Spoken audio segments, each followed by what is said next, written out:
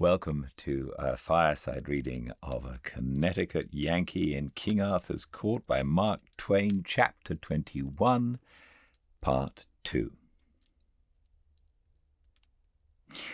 Early in the afternoon, we overtook another procession of pilgrims, but in this one was no merriment, no jokes, no laughter, no playful ways, nor any happy giddiness, whether of youth or age. Yet both were here, both age and youth, gray old men and women, strong men and women of middle age, young husbands, young wives, little boys and girls, and 3 babies at the breast. Even the children were smileless. There was not a face among all these 100 people but was cast down, and bore that set expression of hopelessness which is bred of long and hard trials and old acquaintance with despair. They were slaves. Chains led from their fettered feet and their manacled hands to a sole leather belt about their waists, and all except the children were also linked together in a file 6 feet apart by a single chain which led from collar to collar, all down the line. They were on foot and had tramped 300 miles in 18 days upon the cheapest odds and ends of food and stingy rations of that. They had slept in these chains every night, bundled together like swine. They had upon their bodies some poor rags, but they could not be said to be clothed. Their irons had chafed the skin from their ankles and made sores which were ulcerated and wormy. Their naked feet were torn, and none walked without a limp. Originally, there had been 100 of these unfortunates, but about half had been sold on the trip.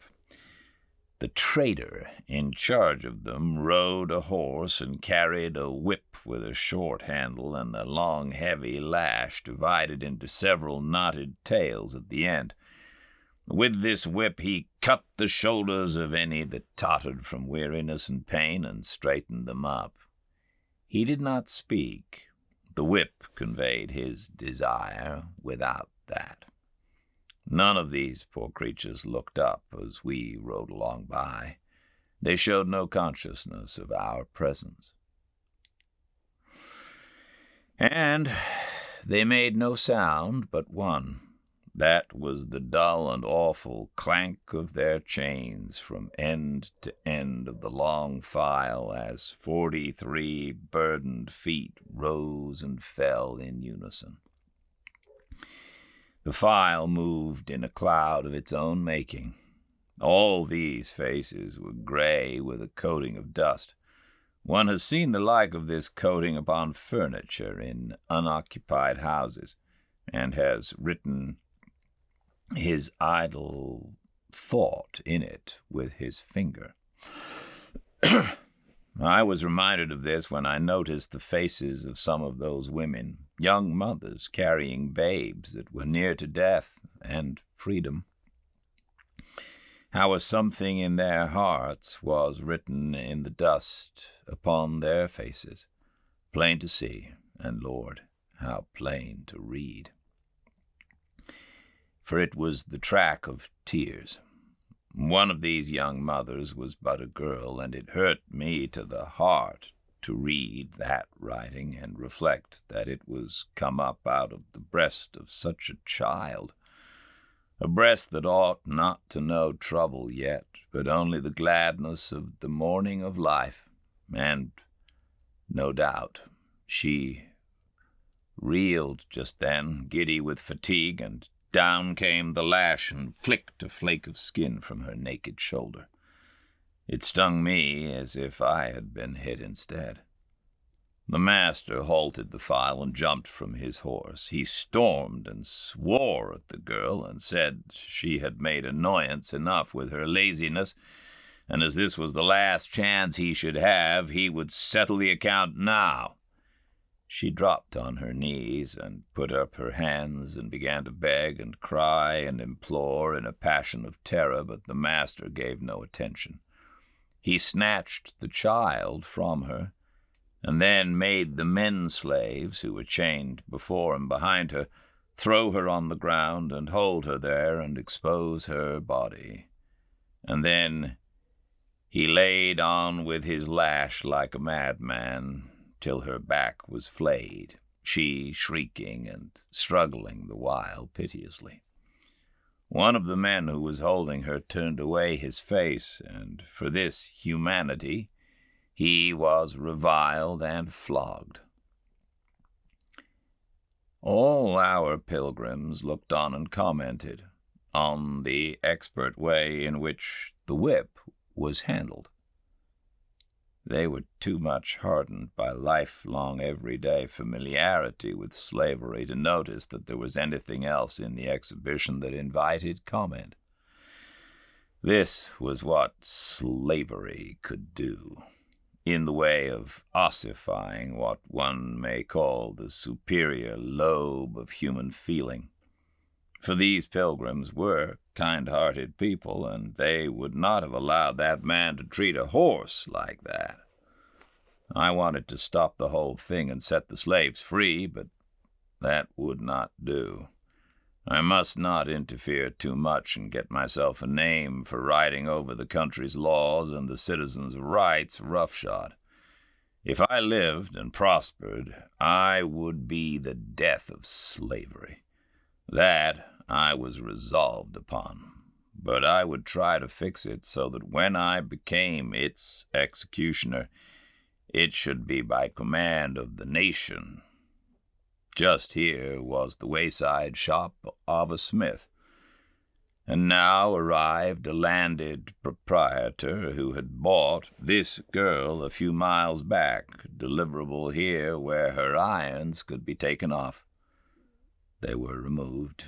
Then there was a squabble between the gentleman and the dealer as to which should pay the blacksmith. The moment the girl was delivered from her irons, she flung herself, all tears and frantic sobbings, into the arms of the slave who had turned away his face when she was whipped.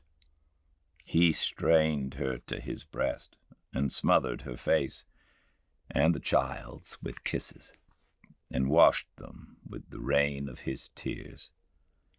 I suspected, I inquired.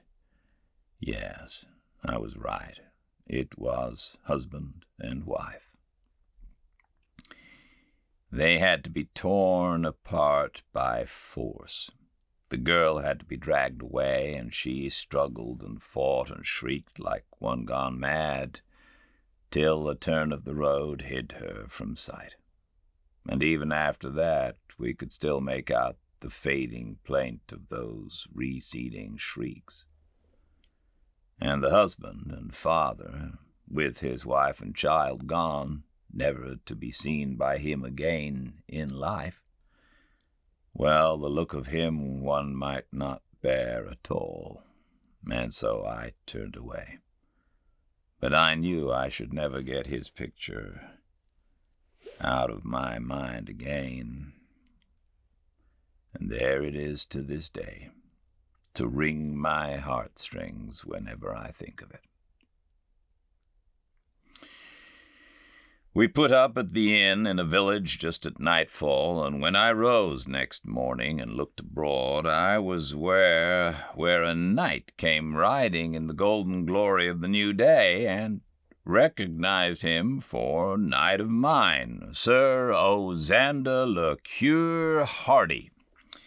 He was in the gentleman's furnishing line, and his missionarying specialty was plug hats. He was clothed, all in steel, in the beautifulest armor of the time, up to where his helmet ought to have been. But he hadn't any helmet. He wore a shiny stovepipe hat, and was ridiculous a spectacle as one might want to see.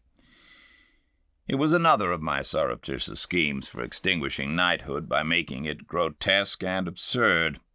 Sir Ozana's saddle was hung about with leather hat boxes, and every time he overcame a wandering knight, he swore him into my service and fitted him with a plug and made him wear it. I dressed and ran down to welcome Sir Ozana and get his news. "How's trade?" I asked. "Ye will note that I have but these 4 left. Yet were they 16 when as I got me from Camelot." "Why, you have certainly done nobly, Sir Ozana. Where have you been foraging of late?" "I am but now come from the Valley of Holiness, please you, sir." "I am pointed for that place myself. Is there anything stirring in the monkery, more than common?" "By the mass, ye may not question it. Give him good feed, boy, and stint it not, and thou valuest thy crown. So get ye lightly to the stable, and do even as I bid. Sir, it is parlous news I bring, and be these pilgrims? Then ye may not do better, good folk, than gather and hear the tale I have to tell, sith it concerneth you, forasmuch as ye go to find that ye will not find, and seek that ye will seek in vain, my life being hostage for my word and message being these, namely, that a hap has happened, whereof the like has not been seen no more but once this 200 years, which was the first and last time that said misfortune strake the holy valley in that form by commandment of the Most High, whereto by reasons just and causes thereunto contributing, wherein the matter, the miraculous fount hath ceased to flow." This shout burst from 20 pilgrim mouths at once. "Ye say well, good people. I was verging to it, even when ye spake." "Has somebody been washing again?" "Nay, it is suspected, but none believe it. It is thought to be some other sin, but none wit what." "How are they feeling about the calamity?" "None may describe it in words, the fount in these 9 days dry. The prayers that did begin then, and the lamentations in sackcloth and ashes, and the holy processions, none of these have ceased, nor night nor day. And so the monks and the nuns and the foundlings all be exhausted, and do hang up prayers writ upon parchment, sith that no strength is left in man to lift up voice. And at last they sent for thee, Sir Boss, to try magic and enchantment, and if you could not come, then was the messenger to fetch Merlin, and he is there these 3 days now, and saith he will fetch that water, though he burst the globe and wreck its kingdoms to accomplish it. And right bravely doth he work his magic and call upon his hellions to hie them hither and help, but not a whiff of moisture hath he started yet, even so much as might qualify as mist upon a copper mirror, and ye count not the barrel of sweat he sweateth betwixt sun and sun over the dire labours of his task. And if ye—" Breakfast was ready. As soon as it was over, I showed to Sir Ozana these words which I had written on the inside of his hat. Chemical Department, Laboratory Extension, Section G, PXXP. Send 2 of first size, 2 of number 3, and 6 of number 4, together with the proper complementary details, and 2 of my trained assistants. And I said, "Now, get you to Camelot as fast as you can fly, brave knight, and show the writing to Clarence, and tell him to have these required matters in the Valley of Holiness with all possible dispatch." "I will well, Sir Boss." And he was off.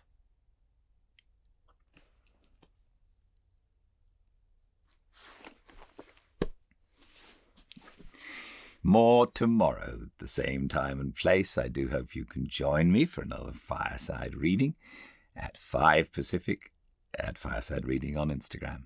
Until then, everyone do stay very, very well. Indeed. Goodbye.